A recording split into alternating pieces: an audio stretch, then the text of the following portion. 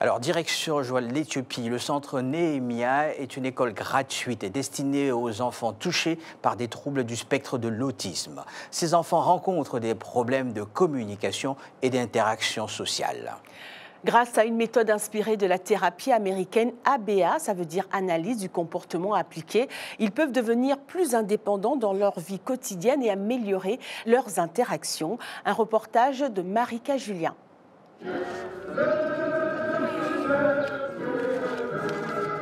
Comme dans toutes les écoles en Éthiopie, la journée de travail au centre Nehemia débute au son de l'hymne national. Après ce rituel, les enfants se dirigent vers leur salle de classe, accompagnés de leurs enseignants thérapeutes. Ici, tous sont touchés par des TSA, des troubles du spectre de l'autisme. La plupart d'entre eux ont des problèmes de communication et d'interaction sociale. Certains, comme Nathanaël, ont aussi des difficultés de concentration. Ici, 2 rouges. Tu les mets où? Bravo! Ça, c'est pour apprendre les couleurs et les nombres. Ça aide aussi à la concentration. Le centre Nehemia utilise une méthode inspirée de la thérapie comportementale américaine ABA pour analyse du comportement appliqué. Une des méthodes d'ABA que nous utilisons, c'est que lorsque l'on travaille avec les enfants, ils doivent avoir une forme de renforcement pour les motiver et pour leur dire en quelque sorte « ta réponse est correcte ».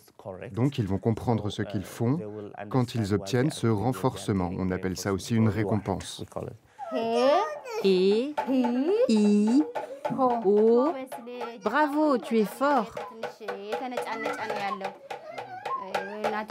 Cette semaine, je ne sais pas pourquoi, sa mère aussi nous l'a dit, Nathanaël est très perturbé. Il n'arrive pas à rester calme, je ne sais pas pourquoi. Outre la concentration, les thérapeutes travaillent aussi à rendre les enfants plus indépendants. Ils leur apprennent à manger seuls ou à s'habiller. Et pour cela, ils peuvent avoir recours à des images. Ils peuvent voir ça. Comme ça, ils vont comprendre. C'est pour communiquer. Ça, par exemple, ça veut dire qu'avant de prendre le petit déjeuner, que doit-on faire? On doit aller se laver les mains. En Éthiopie, il existe très peu de centres pour les enfants autistes. Depuis quelques années, quelques institutions privées proposent une prise en charge, mais elles coûtent cher. Au centre Nehemia, tout est entièrement gratuit.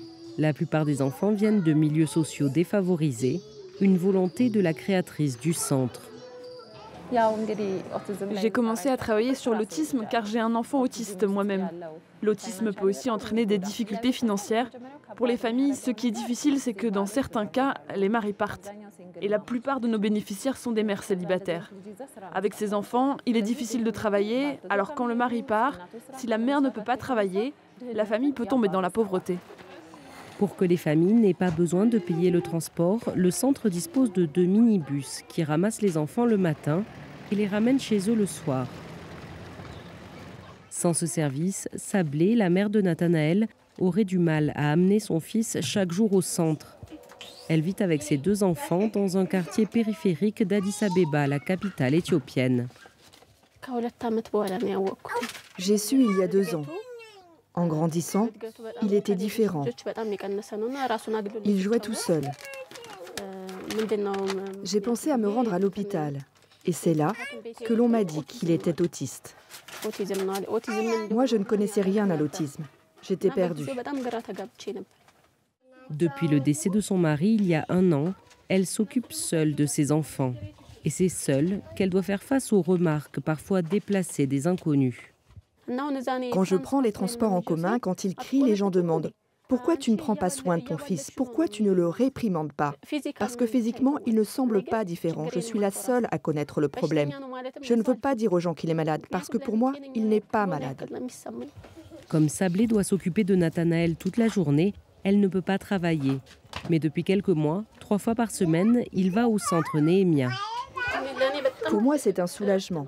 Avant, mon mari pouvait m'aider et rapporter de l'argent. Après son décès, j'ai rencontré les gens du centre. Ils sont comme ma famille.